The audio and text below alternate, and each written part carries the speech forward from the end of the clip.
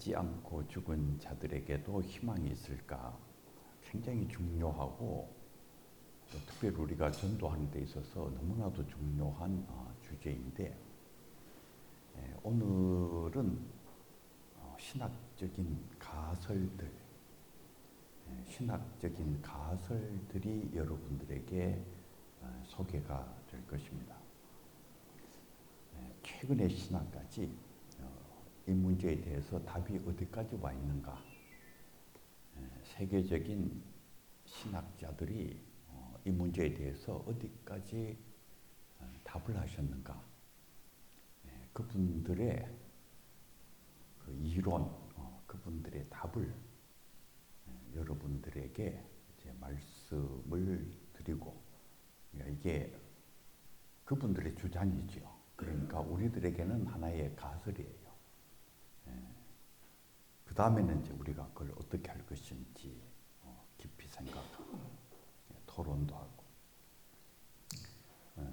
훌륭한 게 있으면 받아들이고 훌륭하지 않으면은 잘라내고 그러나 뭔가 우리로 하여금 생각게 하는 많은 내용들을 그분들이 제시하고 있기 때문에 여러분들이 이 문제에 대해서 신학적인 답을 얻는데 뭔가 중요한 자료들이 그 속에 있다, 이런 아마 생각은 하게 되실 것입니다.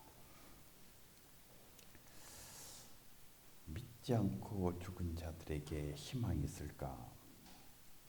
우리가 오직 예수 이름으로 구원을 받는다, 예수를 믿어야지 구원을 받는다, 이렇게 전도를 하면은 바로 질문이 나와요.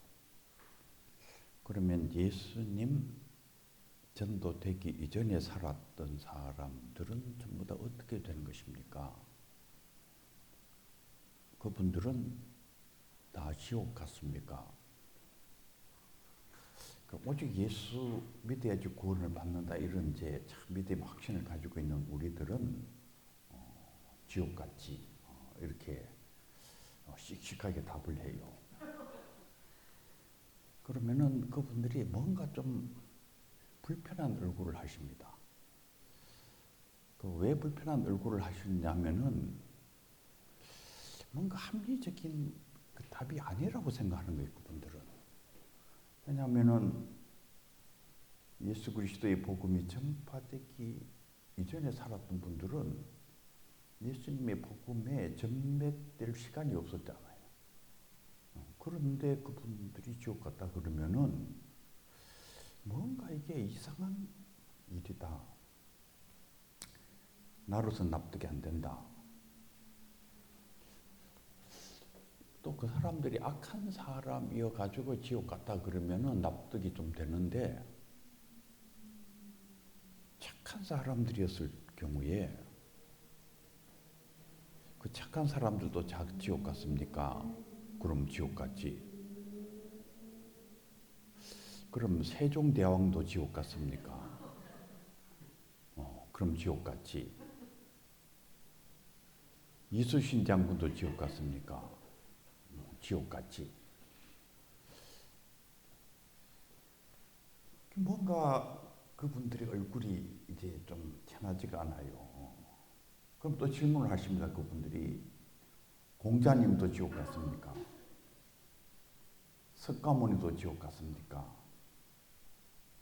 이제 이렇게 그분들이 질문을 하면은 그래도 씩씩하게 이제 지옥 갔지, 이렇게 답하시는 분들도 계시지만은 어떤 분들은 이제 그쯤 되면은 약간 이제 좀 이 주장을 수정해가지고 최종 지옥 가느냐 하는 문제는 하나님이 마지막으로 판단할 문제이기 때문에 막 그까지는 잘 모르겠지만은 이렇게 이제 꼬리를 살살 이제 내리시는 분들도 계세요. 그러면은 여러분들 석가모니도 세종대왕도 지옥에 갔습니까? 그분들이 영원한 지옥, 영원한 지옥 형벌을 받아야 되는 것입니까? 이 영원한 이 형벌이란 말도 이게 간단치가 않아요. 우리가 도대체 얼마나 죄를 많이 지었기에 우리가 오래 살아도 100년을 되게 못 살지만 그래도 100년을 살았다고 우리가 가정을 하십시다. 100년 동안 나쁜 짓만 착한 거 하나도 안 하고 그냥 응애하고 태어날 그날부터 시작해가지고 진짜 고약하고 나쁜 짓만 100년 동안 했다. 그런 인간이 있을 수 있는지는 모르지만 하여간 그렇게 그냥 온갖 나쁜 짓을 100년간 하다가 이제 죽어서 지옥 갔으면은 여러분 생각에 지옥에 몇 년 있으면 맞을 것 같아요. 우리가 형법상으로 볼 때에 우리가 벌을 줄 때는 언제나 이렇게 정의가 있어야 되잖아요. 합리적으로 죄가 많으면 거기에 합당하게 형벌을 좀 많이 주고 죄가 조금 있는 사람은 조금만 주고 이래야 되잖아요. 그러면은 100년 동안 아주 나쁜 짓만 했는 그 인간은 그러면은 지옥에 몇 년 넣어놨으면 되겠습니까? 아마 100년 지옥에 쳐넣었으면 되지 않을까. 여러분 지옥이 막 그냥 불 속에 불 구덩이 속에 100년 있으면은 이게 형벌이 좀 이렇게 좀 이렇게 균형이 좀 맞을 것 같잖아요. 그런데 100년도 아니고 1000년, 1000년 지옥에 있으면은 이거 정말 말도 안 되는 거예요. 그러니까 지옥에 있는 사람이 그냥 이를 갈게 돼 있어요. 아니 내가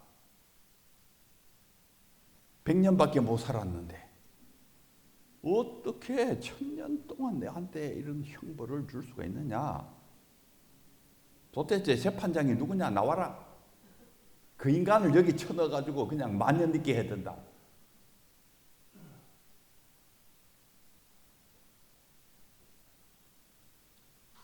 우리가 하나님이 사랑이시다 그러잖아요. 이게 사랑이신 하나님하고 이게 뭐가 맞느냐? 그 말이 이게 하나도 안 맞지 않느냐? 하나님 사랑 이야기 꺼내지도 말고 그냥 정의로운 신 이야기부터 하자. 정의. 하나님이 진짜 정의로우시다고 해도 내가 100년 동안 그렇게 나쁜 짓하고 그렇게 죄를 지었다 해도 이 지옥 불구덩이에 100년 쳐넣었으면 됐지. 어떻게 1000년을 쳐넣을 수 있느냐? 근데 여러분 1000년도 아니고 만년도 아니고 10만 년, 10만 년도 아니고 1000만 년. 이게 1000만 년 한번 생각해봐요. 이게 그런데 1000만 년도 아니고 또 1000만 년 그렇게 또 1000만 년 영원이란 말이 이게 우리가 말이 쉽지. 도대체 이 땅에서 얼마나 죄를 많이 지었기에 영원히 지옥에 쳐넣는단 말인가? 그것도 아무런 희망이 없는. 그러니까 이 교회 밖에 계시는 분들께서 우리 기독교를 무리하다 그래. 저 무리한 기독교. 그 말도 안 되는 말을 한다 그 말이에요. 이게 오직 예수 이름으로만 이게 분명히 복음의 핵심인데 이걸 우리가 전했을 때 그 이면에 일어나는 문제가 간단치가 않아요. 그리고 100년 산 사람은 그래도 또 괜찮아요. 그냥 100년 동안 죄를 지었으니까 태어나서 석 달 살다가 죽은 아이는 그럼 어떻게 되는 것입니까? 너도 예수 안 믿었으니까 너도 만년 지옥에 있어야 되고 천만 년 지옥에 너도 영원히 지옥에 있어야 돼. 아니 그 아이가 무슨 말도 제대로 못하고 아무런 생각도 없는데 차라리 태어나지 않게 하든지 너희 기독교인들이 얘기하는 그 사랑의 하나님, 그렇게 사랑이 많다고 있는 그 하나님이 어떻게 이럴 수가 있느냐, 이게 말이 안 되느냐, 이건 도대체 우리한테 묻지 말고 너희들 스스로 한번 생각해 봐라. 이게 말이 안 되는 거냐?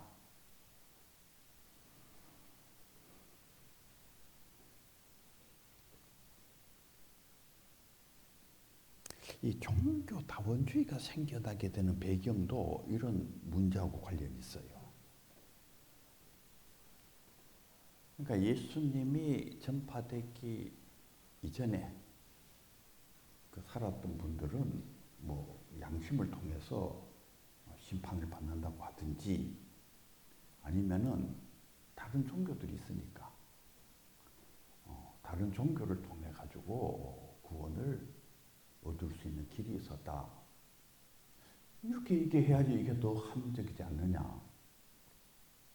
그 다른 종교 배후에도 기독교인들이 얘기하는 그 신이 계실 텐데, 그러니까 교회가 얘기하는 오직 예수 믿어야지 구원을 얻는다고 하는 그 말 보다가 기독교인들은 예수님을 통해서 구원을 받고 라마교 사람들은 라마를 통해서 구원을 받고 불교는 불교의 방식으로 구원을 받고 회교는 회교의 방식으로 구원을 받는다. 그렇게 얘기를 해야지 이게 좀 더 그래도 합리적이지 않느냐. 이 종교다원주의가 이렇게 확산되어 나가는 배경에는 그 합리성의 문제가 있어요. 그래서 이 교회 밖에 나가면은 우리 기독교가 이게 맥을 못 추는데 영향력이 좀 이게 크질 않아요. 왜 안 크냐 하면은 합리적이지 않아서 그래요. 종교다원주의적으로 얘기를 하면은 그거는 이제 납득이 되는 거예요. 그렇지. 납득이 되는데 오직 예수 이름으로 이렇게 나가면은 이게 납득이 하나도 안 된다 그 말이에요. 그러니까 너 저기 좀 꺼져라. 저쪽으로 가거라. 너 좀 약간 정신이 요렇게 좀 된 인간 같으니까 너 좀 저리 꺼져 있거라.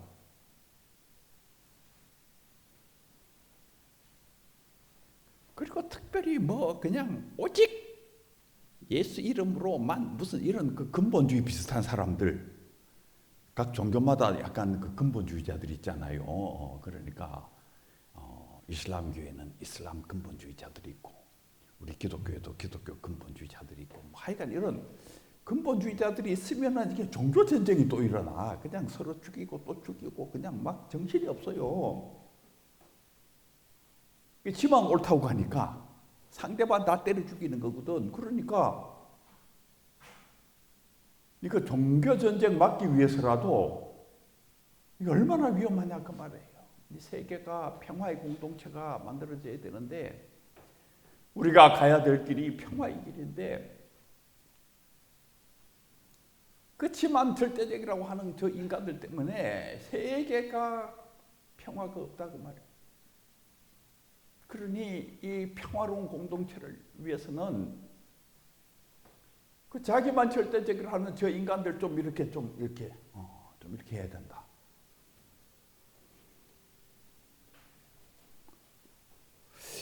결국 그 오직 예수 이름으로만 하는 이 종교 개혁자들의 이 위대한 이 가르침과 신앙이 이게 아주 이게 왕따가 돼버렸지. 지금 시대가 이렇게 오직 예수 이름으로만 하는 이 위대한 종교 개혁자들의 이 가르침이 왕따가 돼가 있어요. 왕따. 그래서 이게 심각합니다. 근데 이게 교회 밖에서만 왕따되어 있는 게 아니에요. 지금은 교회 안으로까지 이제 들어와가지고 교회 안에도 뭔가 좀 배웠다는 사람들은 이런 말 하는 사람들을 이제 왕따시켜요. 왕따시켜. 우리 신학교에도 가보면은 옛날에는 오직 예수 이름으로만 하시는 분들이 우세했는데 이상하게 요새는 자꾸 이렇게 왕따 되는 분위기예요. 저 근본주의자 또 하나 나왔다. 그래가지고 우리가 이게 왕따가 돼, 왕따.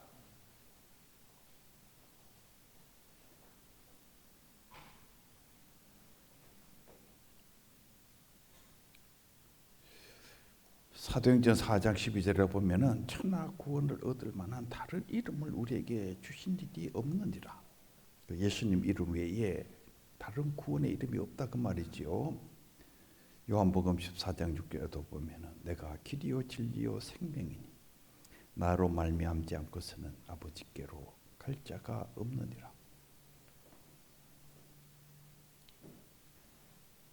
예수님 외에 부활하신 분이 없어요. 다른 종교의 조상들은 다 죽어서 무덤 속에 들어가 버렸어요. 죽음을 깨뜨리신 분은 오직 예수 그리스도밖에 없습니다. 예수 그리스도만이 우리의 구원해 주시고 생명해 주이신데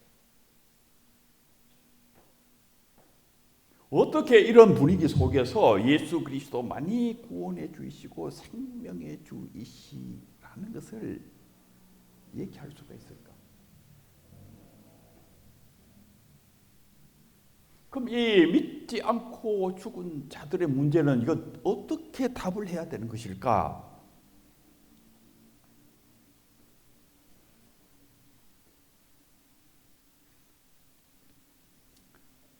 우리가 이 문제에 대해서 좀 더 깊은 연구를 하기 위해서는 20세기의 가장 위대한 신학자였던 칼 바르트 교수의 가르침과 현재 살아계신 신학자 가운데 세계에서 가장 유명한 신학자라고 할 수 있는 몰트만 교수님의 가르침을 우리가 좀 살펴볼 필요가 있어요.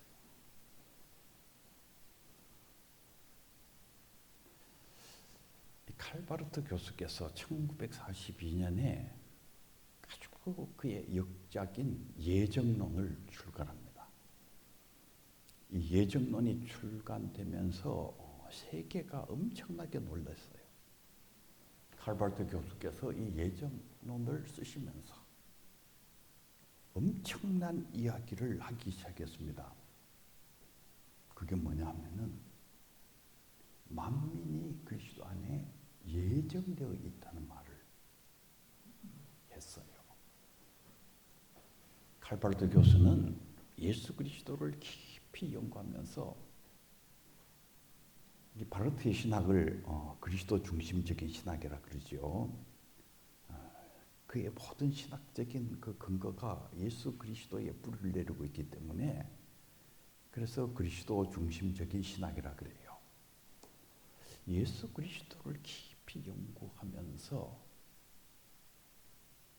예수께서 만민의 죄를 짊어지고 돌아가셨구나. 예수 그리스도의 죽음이 만민을 위한 죽음인 거예요. 모든 사람을 위해서 예수께서 돌아가신 것입니다.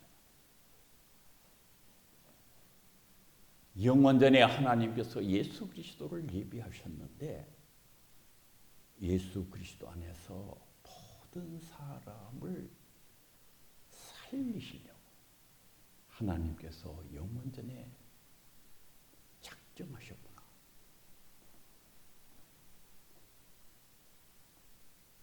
예수 그리스도를 살펴보니까 하나님의 은혜와 사랑에서 제외된 사람이 없는 것입니다. 만민이 예수 그리스도 안에서 선택되었고 하나님께서는 만민을 위해 당신의 외아들을 죽게 하셨고 하나님께서는 만민을 구원하시고자 하시는 놀랍고도 놀라운 사역을 영원전부터 시작하셨구나. 그것을 칼바르트가 예정론을 쓰게 되면서 알게 됐어요. 그리고 그를 전 세계 신학계에 알겠습니다. 그러니까 하나님의 예정과 선택에 제외되어 있는 사람은 한 명도 없는 거죠. 과거에 죽었던 사람도 그리스도 안에 있는 거예요. 그러니까 석가모니도 이수신 장군도 세종대왕도 그리스도 안에 있는 것입니다.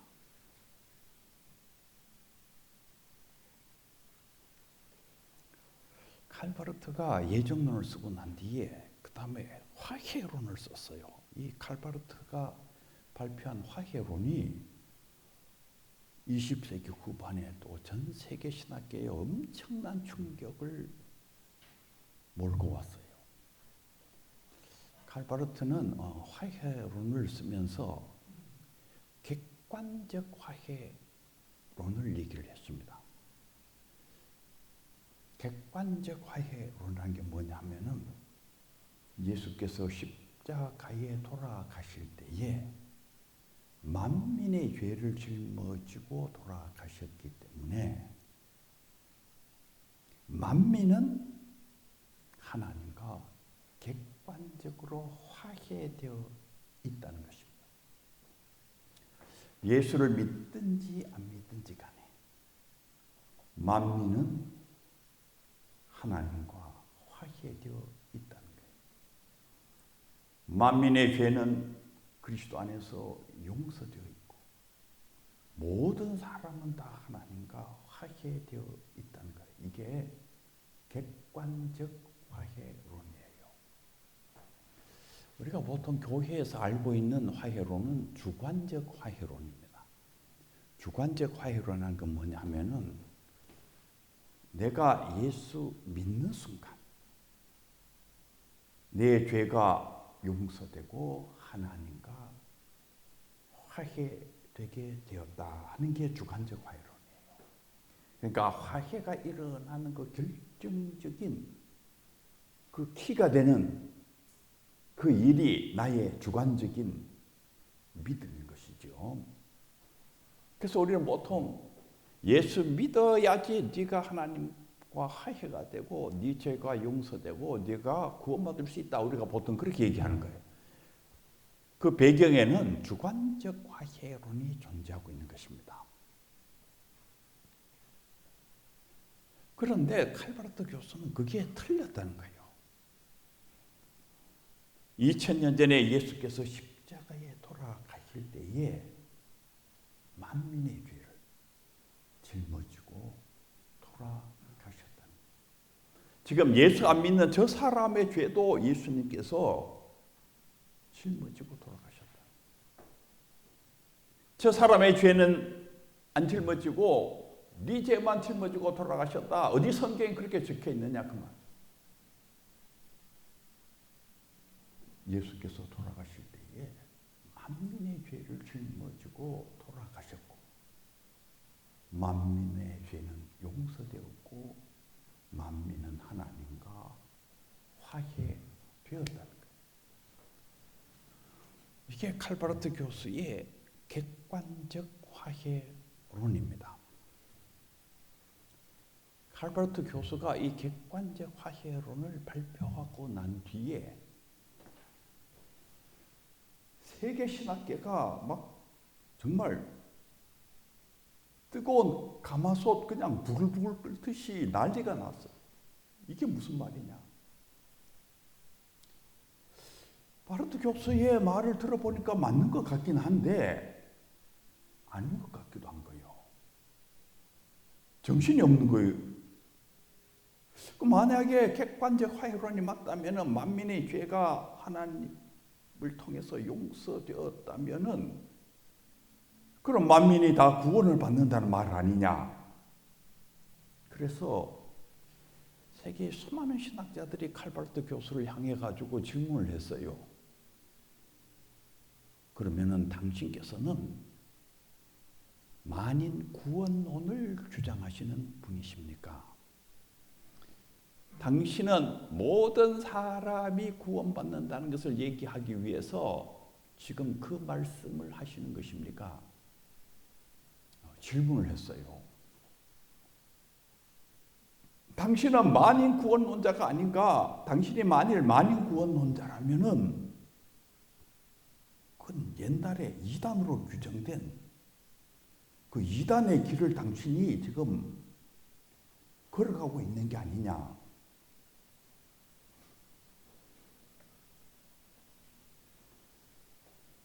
이 질문에 대해서 칼바르트 교수가 답을 하시기를 나는 만인 화해론을 주장하는 사람이지 만인 구원론을 주장하는 사람은 아니라는 거예요.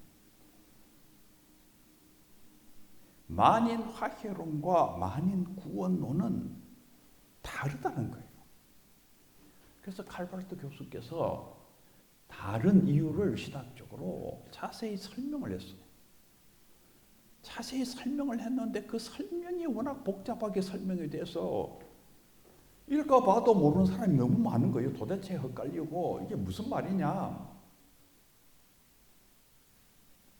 지금도 한국에 소위 복음주의 계열의 분들은 이게 헷갈려가지고 지금 구별을 못해가지고 칼바르트는 만인 구원론자다 그러고 막 욕을 하는 분들이 많아요. 그리고 그 바르트의 그 독일어를 정확하게 구별 못하는 분들이 또 많아요. 만인 화해론은 알페아제농스레레라고 그러고 만인 구원론은 알에알레준스레레라고 그러는데 만인 화해론을 얘기하는 알페아제농스레레라는 독일어를 그냥 그거를 그냥 만인 구원론으로 이렇게 막 쓰는 분들이 또 많아요. 그러니까 이게 막 그냥 헷갈리고 있는 것이지 바르트는 이걸 구별해서 쓰는데 막 계속 세계의 사람들이 그냥 막 헷갈려가 쓰는 거요. 하도 혼란이 일어나니까 바르트 교수께서 예를 들어서 설명을 했어요. 이 칼바르트 교수는 예를 잘 안 들어요. 제가 칼바르트 글을 읽으면서 참 위대한 글인데 이해가 그렇게 쉬운 글은 아니에요. 좀 이렇게 예를 들어가지고 이렇게 설명을 하면은 읽는 사람이 빨리 아는데 그래서 그냥 한 대 쥐어받고 싶을 때도 있어요. 좀 예를 들어서 얘기를 해야죠. 사람들이 잘 알아들을 수 있지.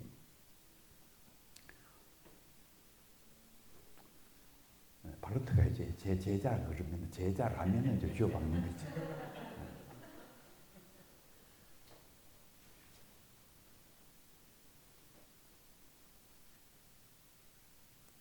만인 화해론과 만인 구원론이 어떻게 다르냐? 바르트가 예를 들어서 설명하시기를 2차 세계대전 때 어떤 사람이 나치를 피해서 알프스 산속으로 도망을 갔다는 거예요. 오스트리아의 알프스 산속으로 도망을 갔다는 것입니다. 우리가 알프스 그러면은 스위스 알프스만 생각하는데 사실은 오스트리아 쪽에 알프스가 더 많이 있지요. 스위스 알프스만 아름다운 게 아니라 오스트리아 알프스도 또 아름다워. 요즘은 뭐 무지하게 아름답지. 그런데 옛날에는 거기가 사람 살 수 있는 데가 아니에요. 정말 짐승이나 사는 데지 사람 사는 데가 아니지 거기가. 근데 어쨌든 나치를 피해가지고 오스트리아 그 알프스 깊은 산 속으로 도망을 가가지고 거기에 이제 동굴 속에서 사는 것입니다. 그 동굴 속에서 사니까 완전히 비인간적으로 사는 것이죠. 거기에 무슨 문화가 있겠어요? 거기에 무슨 그 의료 장비가 있겠어요? 뭐 짐승이나 비슷하게 거기서 살아가는 것이죠. 어둠 속에서 사는 것입니다.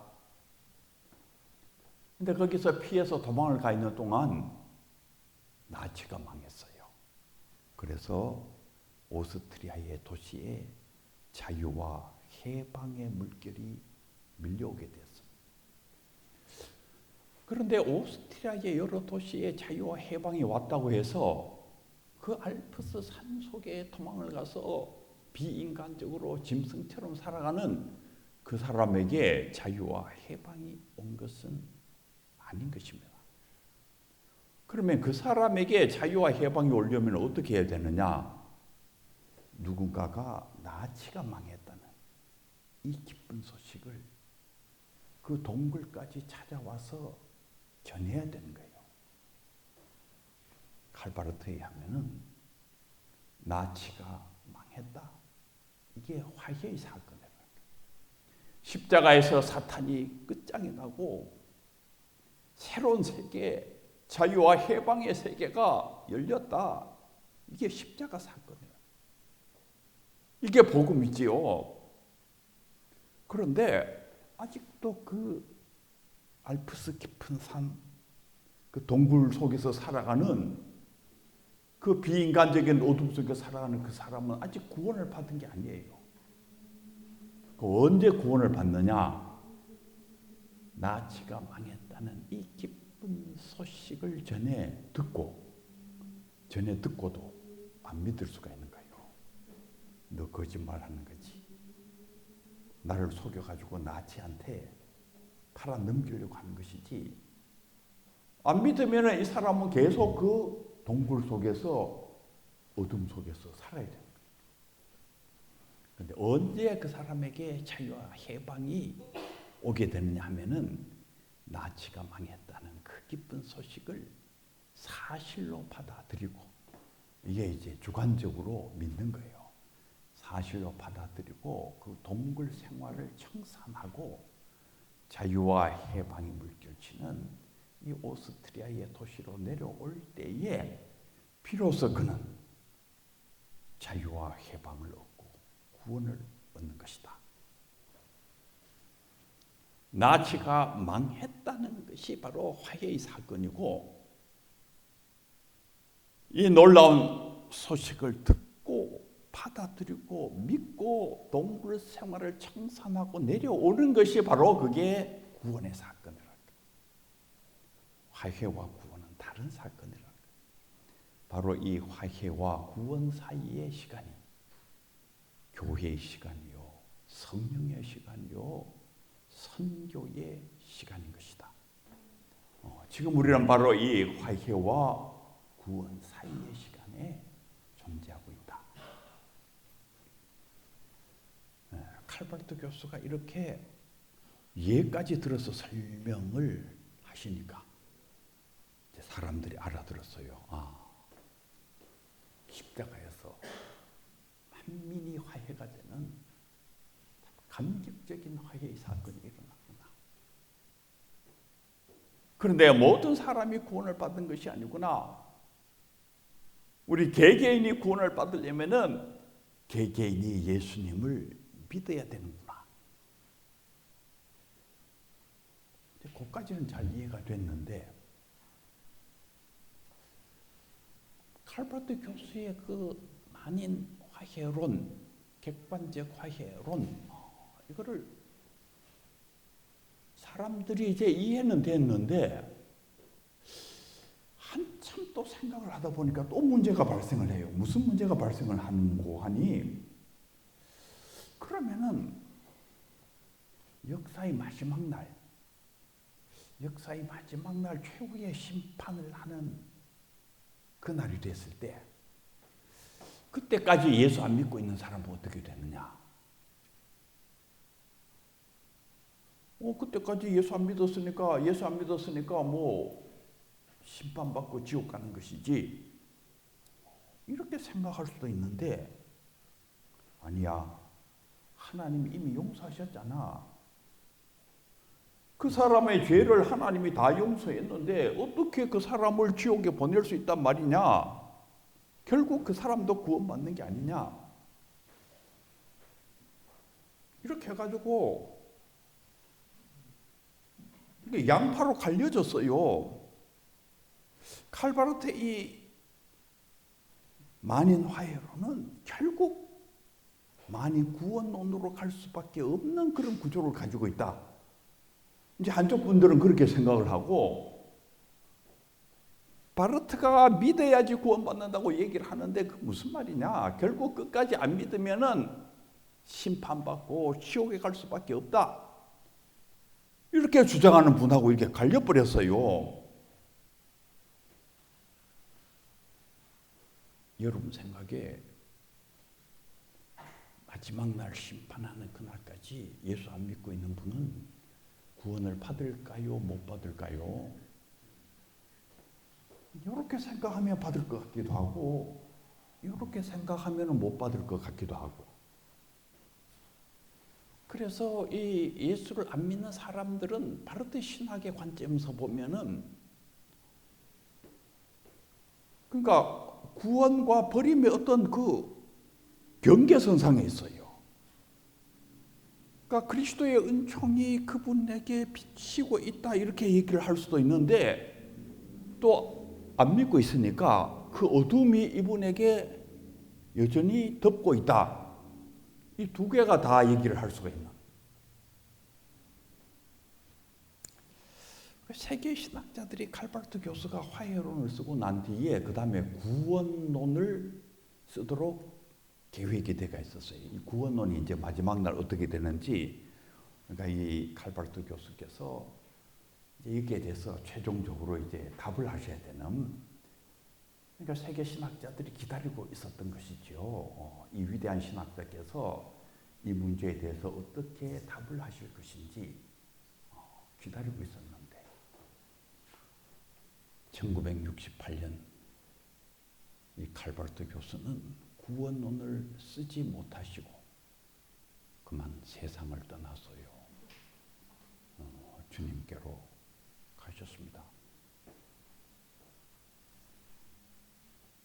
근데 참 이상한 것은 뭐든지 새로운 뭔가를 만드는 분은 이게 천재가 있어야 돼요. 신학의 천재가 있어야지 뭔가 이게 뭐 이렇게 뚫고 나가는데, 이게 천재가 아닌 분들은 거기에 대해서 무슨 문제가 있다, 뭐가 있다, 이게 집어 뜯는 건 잘 하시는데 뭐 이렇게 뚫고 나가는 게 잘 안 돼요, 그냥. 우리 그 뭐 신학 논문들도 보면은 칼바르트의 무슨 화해론 해가지고 장점, 단점 뭐 그거나 잔뜩 열거해놨지. 그 다음에 어떻게 되느냐? 이게 여기에 대해서 뭐 써놓은 사람이 없는 거요.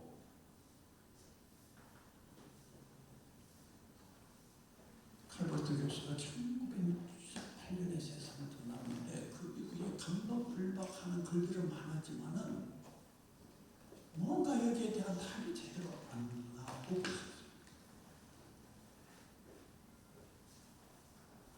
그런데 1995년에 현재 살아계신 신학의 천재이신 몰트만 교수가 마침내 여기에 대해서 답을 쓰셨습니다. 다스콘멘 코테스라는 책인데 우리말로 오시는 하나님으로 번역이 되어 있어요. 이 책에서 몰트만 교수가 내린 답은 만유 구원론이었어요. 만유 구원론. 그러니까 칼바르트 교수는 만인 화해론까지 얘기하시고 구원론은 얘기를 안 했어요. 가능성은 있어도 불가능성도 있는 이런 그 이중적인 그 상황에서 그분의 세계가 끝났는데, 1995년에 몰트만 교수가 내리는 답은 만유 구원론이었습니다. 그럼 이 몰트만 교수가 어떻게 해서 만유 구원론이라는 답을 내셨는가? 거기에 대해서 이제 좀 여러분들에게 말씀을 드리려고 합니다. 우선 몰트만 교수는 초대교회의 신앙에 따라서 죽은 자들의 세계에 복음이 전파된다는 것을 얘기를 했어요. 이게 우리들에게는 지금 낯선 개념인데, 초대교회는 죽은 자들에게 복음이 전파된다는 생각을 가지고 있었어요. 베드로전서 4장 6절에 의하면은 죽은 사람들에게 복음이 선포된다. 성경에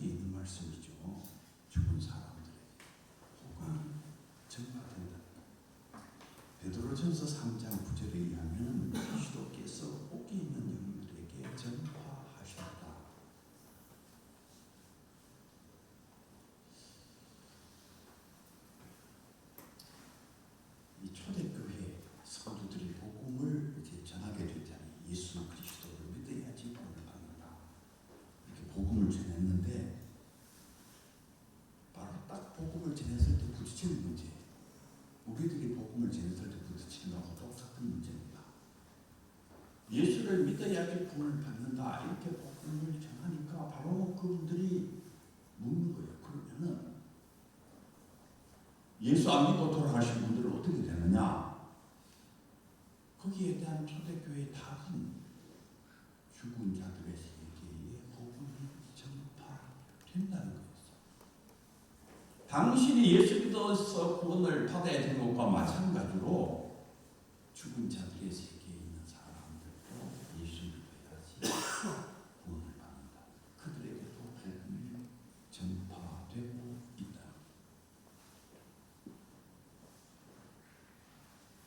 그러니까 초대교회는 종교 다원주의식으로 답변한 게 아니에요. 지금 한국 교회나 세계 교회에 유행하고 있는 것은 종교 다원주의식의 답이 유행하고 있는데 이 초대교회의 선교 흐름 속에는 종교 다원주의가 없어요.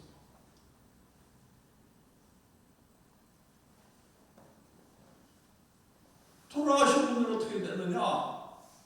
죽은 자들의 세계에도 복음이 전파되고 있다. 그리스도께서 죽은 자들의 세계에 복음을 전하시고 산 자의 세계에 주이실 뿐만 아니라 그리스도께서는 죽은 자들의 세계에서도 주이시라는 거예요.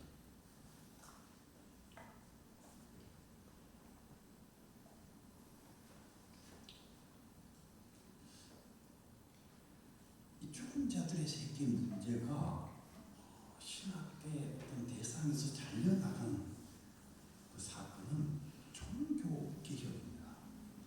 종교개혁이 일어나면서 종교개혁자들이 죽은 자들의 세계에 전파되는 복음의 교리를 잘라냈어요. 그 연옥설의 그 폐해와 깊이 관련되어 있다고 볼 수가 있습니다. 이 가톨릭 교회가 연옥설을 만들고, 이 연옥이라는 게 사실은 이 성경에 없는 어떤 개념인데, 연옥이라는 어떤 개념을 만들어가지고, 그러니까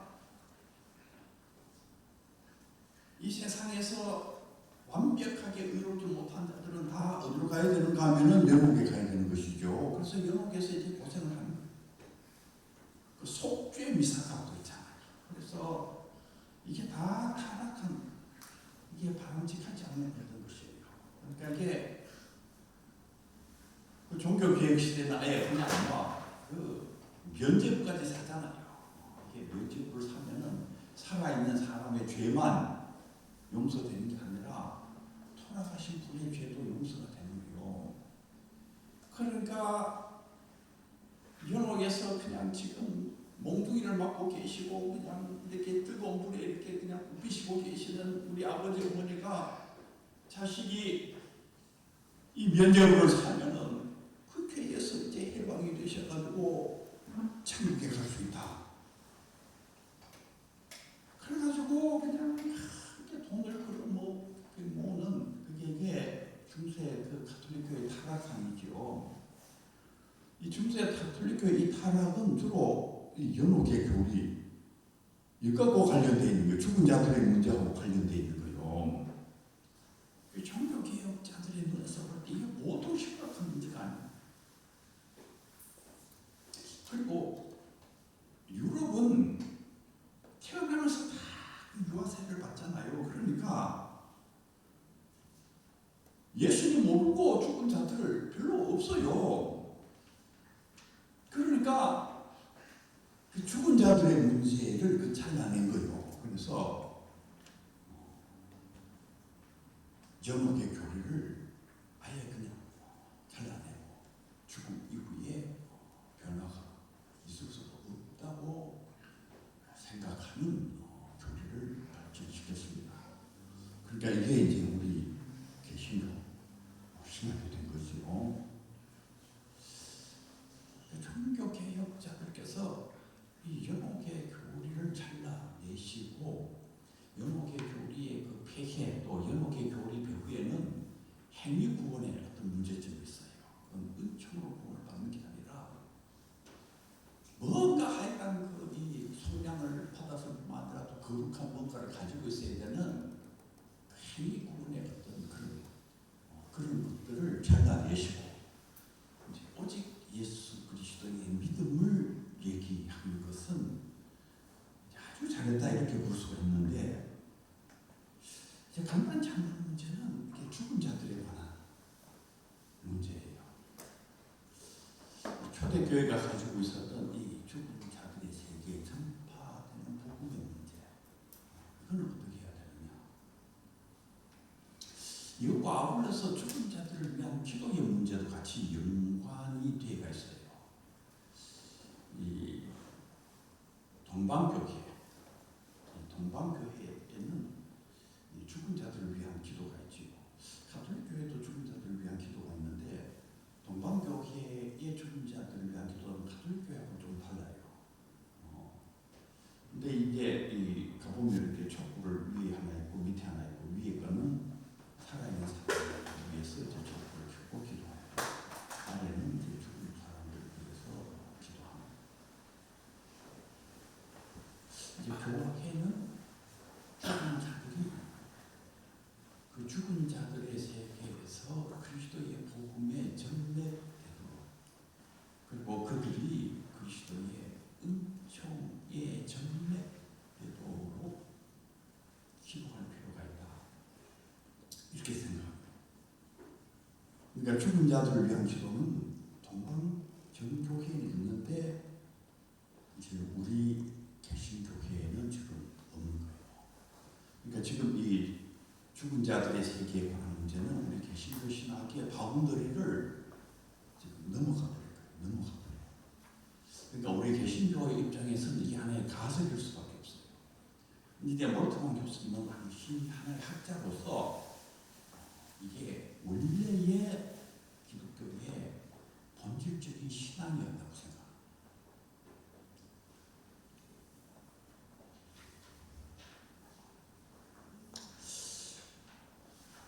그 다음에 이제 지옥이 영원할까?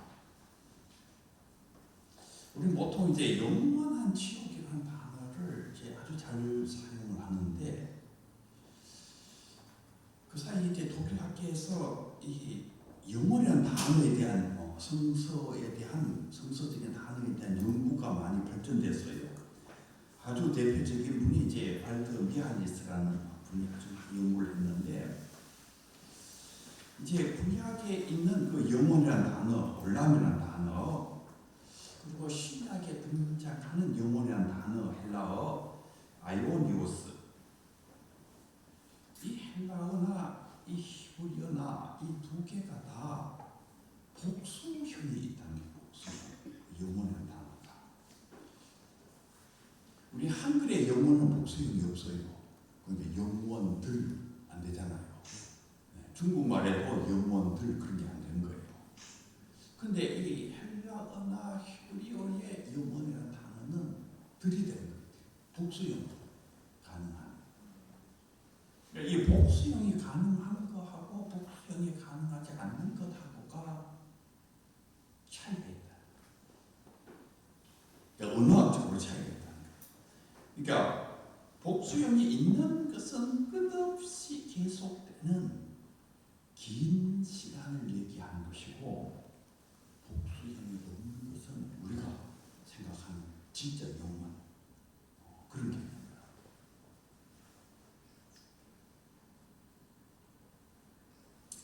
이 몰트먼 교수는 성경을 보면은 이중심판론과 만유구원론, 양쪽을 가능케 하는 하나님의 말씀들이 있다는 것입니다. 그러니까 양과 염소의 피부 뭐 이런 거 보면 이중심판론 같잖아요. 그러나 또 사도행전 3장 21절에 보면은 만유를 회복하실 하나님, 골로새서 1장 20절에 보면은 그리스도의 피로 하늘과 땅에 있는 모든 것이 하나님과 화해되었다. 그러니까 모든 것이 다 하나님과 화해되었다. 로마서 11장 32절에 보면은 하나님이 모든 사람을 순종치 아니하는 가운데 두심은 모든 사람에게 긍휼을 베풀려 하심이로다. 또 고린도전서 15장 22절 아담 안에서 모든 사람이 죽은 것 같이 그리스도 안에서 모든 사람이 삶을 얻으리라. 이런 말씀대로 모든 사람이 다 산다. 모든 사람에게 긍휼을 베푼다. 그러니까 만인 구원을 얘기하는 성경 말씀도 있고 또 성경 안에는 이중 심판을 얘기하는 성경 말씀도 있다. 이 문태만 교수님께서는 이 둘로 나뉘어지는 것을 반대할 게 아니에요. 지옥이 있다는 것을 반대할 게 아니에요. 그런데 그 지옥이 진짜 영원할까? 그 예수를 안 믿어가지고 계속 그 지옥 속에 머물러 있을 수가 있는 것이지, 뭐 100만 년 있을 수도 있고 1000만 년 있을 수도 있고 1억 년 거기에 있을 수 있는 거지. 그러니까 정말 끝없이 계속될 수 있다. 끝없이 계속될 수 있다.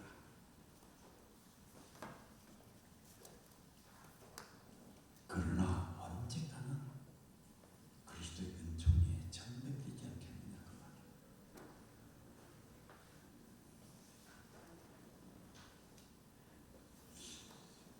이 몰트만 교수께서 이 만유 구원론을 기초하는 데 있어서 신학적인 전통에 아주 중요한 분들이 독일의 경건주의 신학자들이에요. 이 독일의 경건주의 신학자들은 평생 그냥 성경만 연구하시고 정말 경건하게 살려고 노력하고 복음 전하는데 일생을 바쳤던, 그래서 우리 한국 교회가 이 경건주의자들을 굉장히 좋아하잖아요. 그런데 이 독일의 이 경건주의자들이 많은 구원론자예요. 이 경건주의에 아주 중요한 분이었던 뱅이라는 분이 뭐라고 말씀하시는가 하면은 천국과 지옥은 있지만 그 모든 것은 마지막 건설될 하나님 나라의 완성에 봉사한다. 그러니까 천국과 지옥이 있다는 거예요. 그러니까 우리가 예수를 안 믿어가지고 죽은 자들이 지옥에 있겠지. 그런데 천국과 지옥이 있고 지옥이 오래 계속될 수도 있는데 결국에는 그 지옥까지도 완성되는 천국에 봉사하지 않겠는가.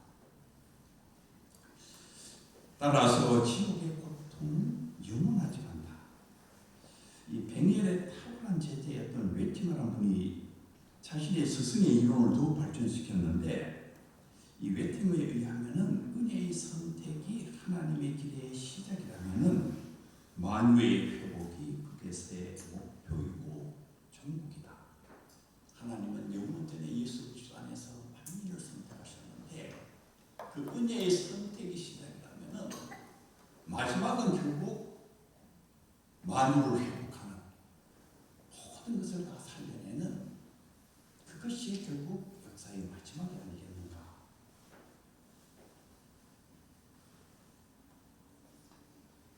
이 몰트만 교수님은 이 독일의 이 경건주의자들의 이 가르침이 옳다고 생각합니다.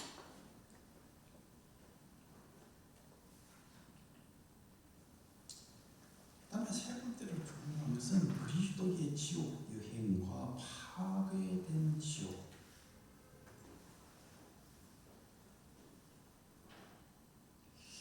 몰트만 교수에 의하면은 지옥의 벽이 파괴되었다. 지옥의 문이 열리게 되었다. 예수 그리스도를 통해서. 우리 보통 예수 그리스도의 죽음을 우리의 영혼의 죄를 속량하는 속죄의 죽음이라 이렇게 생각하는데, 그건 좁게 생각하는 거예요. 물론 맞는데 그건 좁게 생각하는 것인데, 예수님의 죽으심은 지옥을 파괴하는 사건이에요. 지금부터 영원까지 그 지옥의 어마어마한 그 벽, 그 무서운 것들, 그 지옥 자체를 파괴시키는 그 사건이 바로 예수 그리스도의 사건이에요.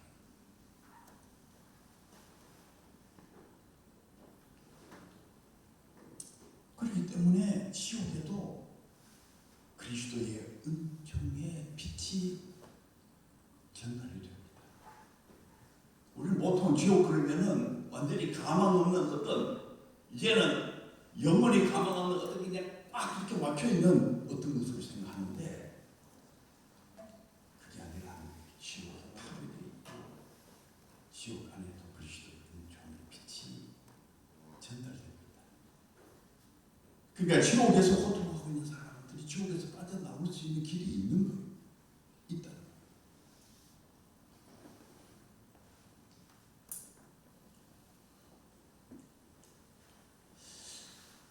마태복음 16장 18절에 있는 유명한 말씀, 너는 베드로이다. 내가 이 반석 위에 교회를 세우리니 음부의 권세가 이기지 못하리라.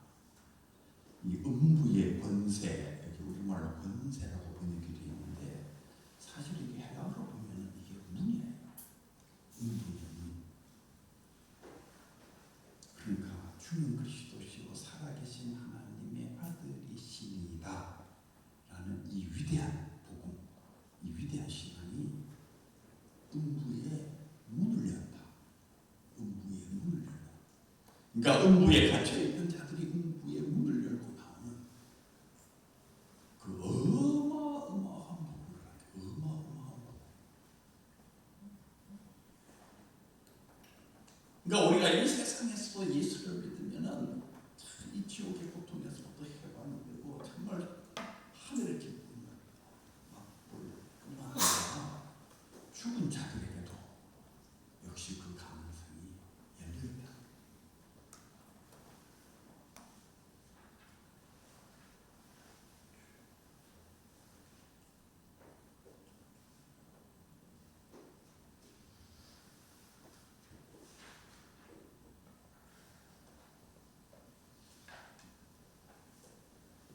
따라서 죽음 이후에 삶의 변화의 가능성이 열려있다. 우리는 죽음으로 모든 것을 이렇게 막아버렸는데 죽음 이후에도 삶의 변화의 가능성이 열려있고, 하나님께서 새하늘과 새 땅을 만드시는 최후의 완성의 날까지 변화가 있다는 거예요.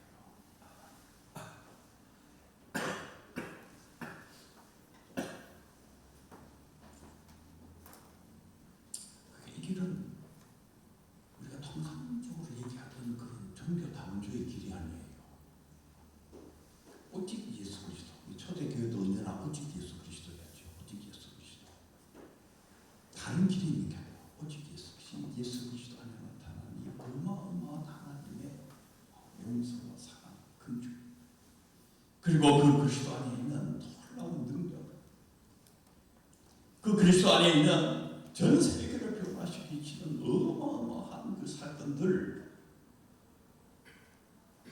모든 것이 다 그리스도 안에 감추어져 있다.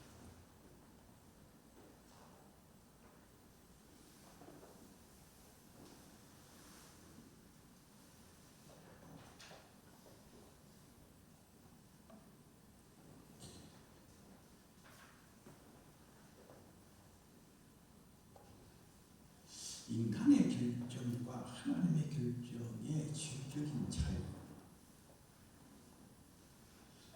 이 칼바르트 교수가 남긴 신학의 숙제는 이 하나님의 결정과 인간의 결정 사이의 문제라는 거예요. 그러니까 하나님께서는 예수 그리스도 안에서 만민을 용서하시고 만민의 죄를 짊어지고 돌아가시고 만민을 구원하시기로 하나님이 결정하셨다는 거예요. 이게 하나님의 결정이라는 거예요. 그런데 인간이 안 믿는 거죠. 그러니까 인간이 안 믿고 끝까지 버티는 거예요. 하나님은 사랑하시는데 인간은 끊임없이 그 사랑을 거부하고 버티는 거예요. 그럼 이 하나님의 결정과 인간의 결정이 어떻게 될 것이냐. 인간에게 자유가 있기 때문에 끊임없이 갈 수가 있죠. 인간은 끝까지 버틸 수가 있지. 그런데 어떻게 끝까지 버티냐 그 말이에요. 결국 하나님께서 이기는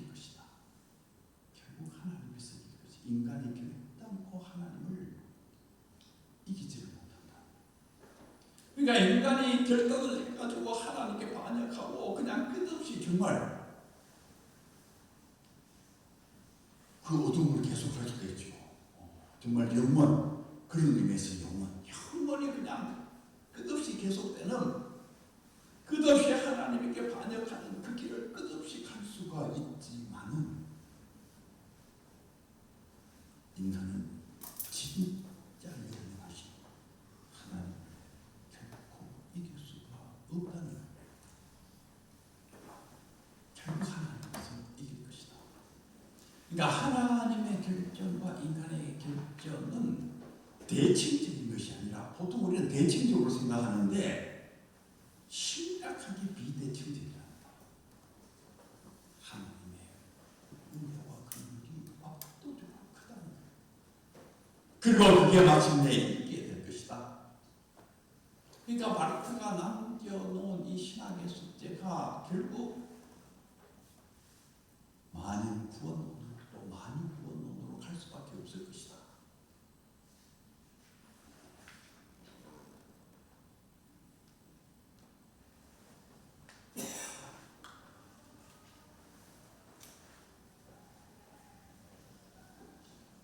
왜 만인 구원론이 아니고 만유 구원론이냐 하면은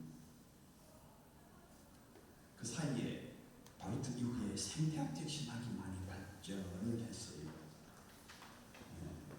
그래서 1장 20절에도 보면은 그 십자가의 피로 만물을 화해하겠다. 예수님의 십자가의 피가 사람만 구원하는 것이 아니라 모든 피조물을 구원하고자 하는 하나님의 놀라운 경륜 속에서 일어났다는 것을 세계신학자들이 알기 시작했어요. 그러니까 십자가는 사람의 고통만 해결하는 것이 아니라 만유의 고통. 뭐 돼지도 그냥 좀 이게 그 돼지고기에서 좀 뭐 즐겁게 사는 것 같은데 결국 그냥 꿀꿀꿀 잡혀 나가가지고 목 잘려가지고 그냥 죽어가지고, 이 피조물의 고통. 로마서 8장 19절에서 21절에 보면은 피조물이 고대하는 바는 하나님의 아들들이 나타나는 것이니 그 바라는 것은 피조물도 썩어짐의 종로로 단 데서 해방되어 하나님의 자녀들의 영광의 자유에 이르는 것이니라. 피조물이 다 이제까지 함께 탄식하며 함께 고통하는 것을 아나니, 그러니까 사람만 고통하는 것이 아니라 사도 바울께서 하신 말씀, 모든 피조물이 다 고통하고, 그러나 하나님의 자녀들이 나타나기를 간절히 고대하고 있다.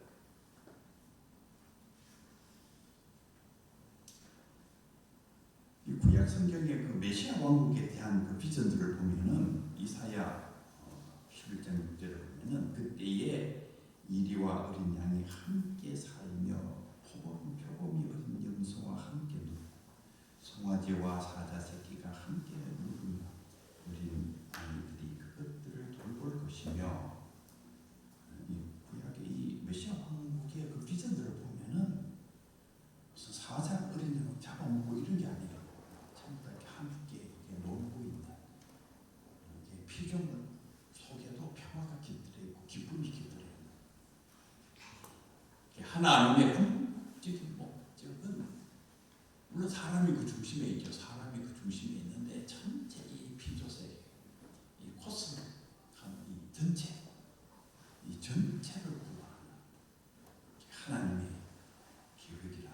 그리고 그 하나님의 계획은 궁극적으로 완성될 것이다.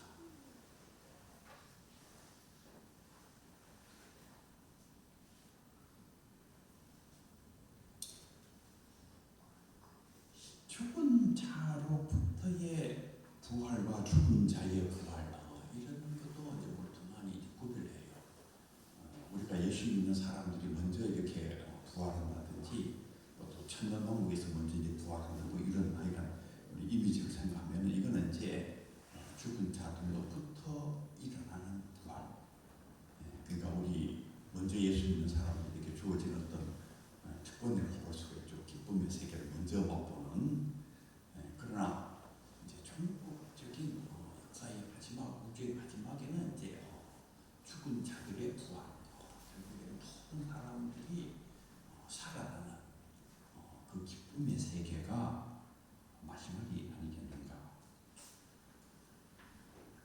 영원전에 하나님께서 예수 그리스도를 예비하시고 예수 그리스도 안에서 모든 사람과 만물을 구원하고 하나님의 그 아름다운 영광스러운 나라를 만들기로 하나님께서 작정하시고, 그러니까 은혜로운 선택이 영원전에 일어난 것이죠.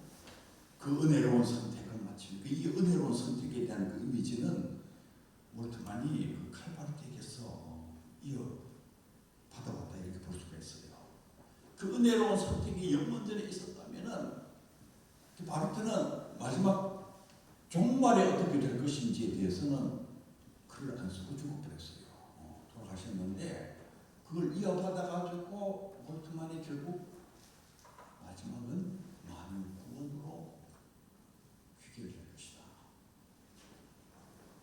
하나님이 모든 것 가운데 모든 것이 될 것이고, 하나님과 인간과 피조물이 함께 사랑의 사귐을 하는 그 기쁨의 세계가 천국의 세계일 것이다.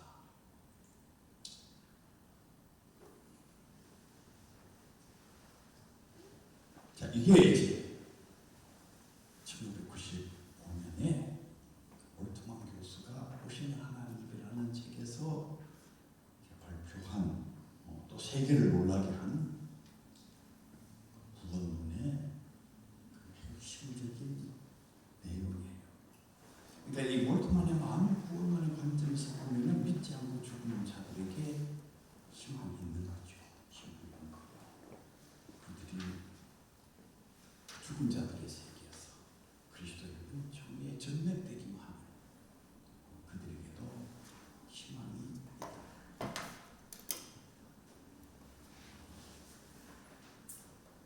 여러분 어떻게 생각이 되세요? 지금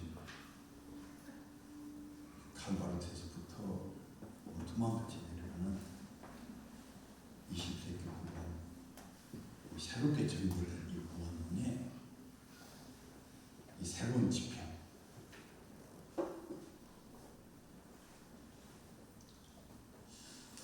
여기에 대해서 이렇게 설명을 하고 나면은 참 이게 반응이 굉장히 다양하게 나와요.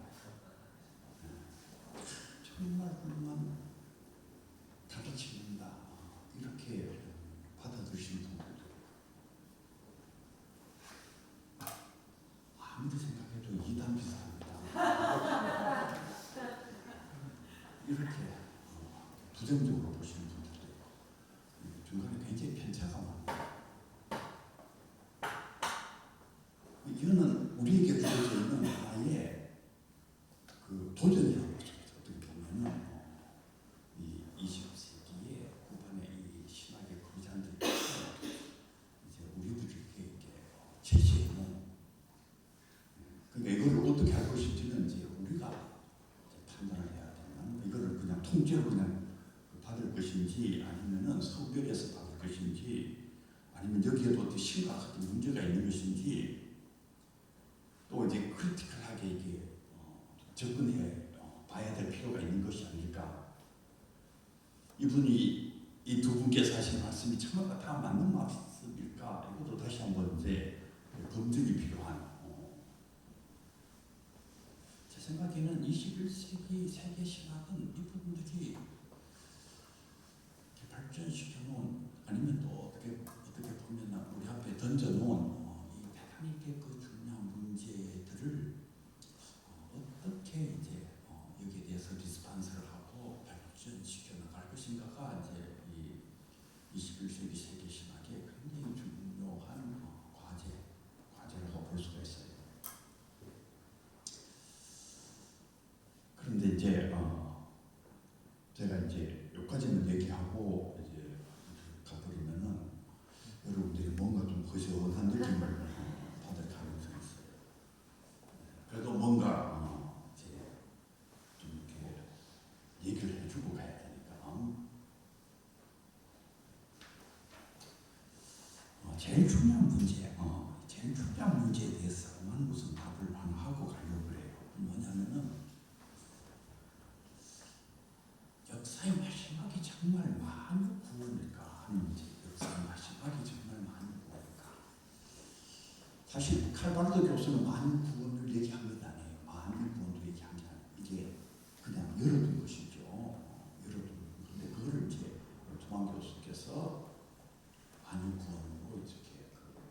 신학적 체계를 이렇게 물 날아가는데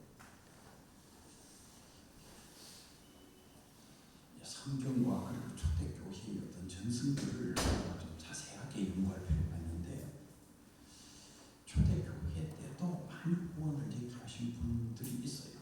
대표적인 인물이 오리겐이죠. 이 알렉산드리아파의 대표적인 교부인 오리겐이 만유구원에 대한 희망을 얘기를 했어요. 가르쳤습니다. 근데 세월이 흐르면서 이 오리겐의 이 만유구원론은 조금 부정적인 평가를 받게 됩니다. 조금 이렇게 좀 오버한 게 아니다. 이 초대교회의 가르침을 자세히 보면은 만유구원론으로 가 있는 게 아니고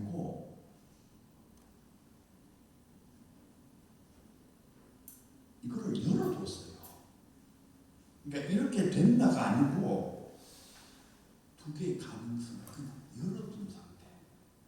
그러니까 다수의 문헌은 두 개의 가능성을 그냥 열어둬놨어요. 열어둔 거. 어떻게 보면은 초대교회 문헌과 바르트의 답이 좀 닮았어요. 이럴 가능성도 있고 저럴 가능성도 있지만 이거를 그냥 열어둔 상태로 둬요.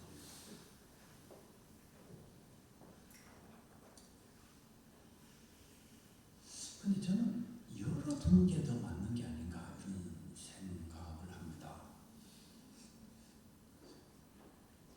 이게 마지막이 어떻게 될 것인지, 특히 만인이 다 예수를 믿을 것이다.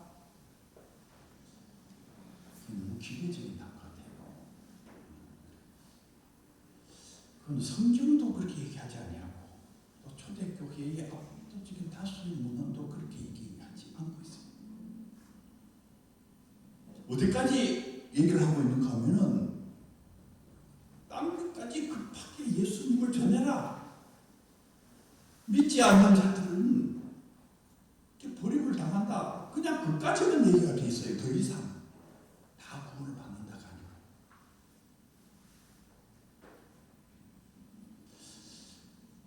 하나님의 자유를 우리가 침해할 위험도 있다 이렇게 생각합니다. 마지막 날 어떻게 될 것인지는 마지막 날 하나님께서 결정을 하시지 아니하시겠는가.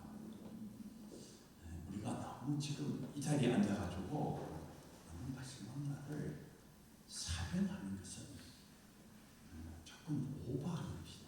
오버하는 것이다.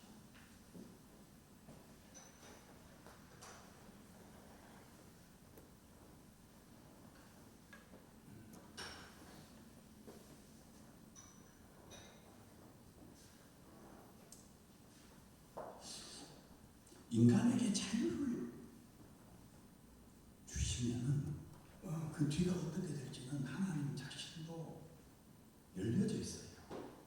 이 자유를 줬다는 것하고 자유를 줬으니까 틀림없이 이건 이렇게 될 것이다 하는 것은 같은 건 아니에요. 이렇게 가다가 이렇게 할 수도 있고 이렇게 할 수도 있고 열려 있는 거예요. 이 열려 있는 미래를 하나님은 전지전능하시니까 이렇게 뭔가 이렇게 그 기계적으로 이렇게 만들려고 하는 것은 하나님의 자유와 인간의 자유를 침해할 위험이 있는 거예요. 그러니까 성경과 초대교회 전승을 넘어서는 신학적인 답을 내는 것은 조금 무리가 아닐까 그렇게 여겨져요. 그러나 우리가 이 구원론의 문제를 얘기를 할 때에 예수 그리스도 밖에서 답을 내려고 하는 것은 잘못이에요. 종교 다원주의 속에서 늘 많이 발견될 수 있는 또 한국의 여러 흐름 속에서 좀 리버럴한 흐름 속으로 가면은 예수 그리스도 밖에서 예수 그리스도 밖에 있는 것을 예수 그리스도와 억지로 연결시켜가지고 그것도 예수 그리스도와 관련되어 있다고 이렇게 억지로 붙여가지고 예수 그리스도 밖에 있는 것을 예수 그리스도 안에 있는 것처럼 이렇게 갖다 붙이려고 하는 그 신학적 노력들이 굉장히 많은데 그건 상당히 그 좀 그 엿가락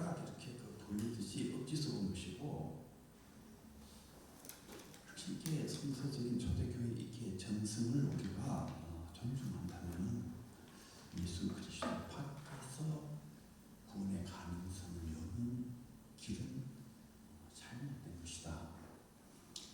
그렇기 때문에 우리는 예수 그리스도 안에서 구원의 가능성을 언제나 얘기해야 되는 것이고 예수 그리스도 안에서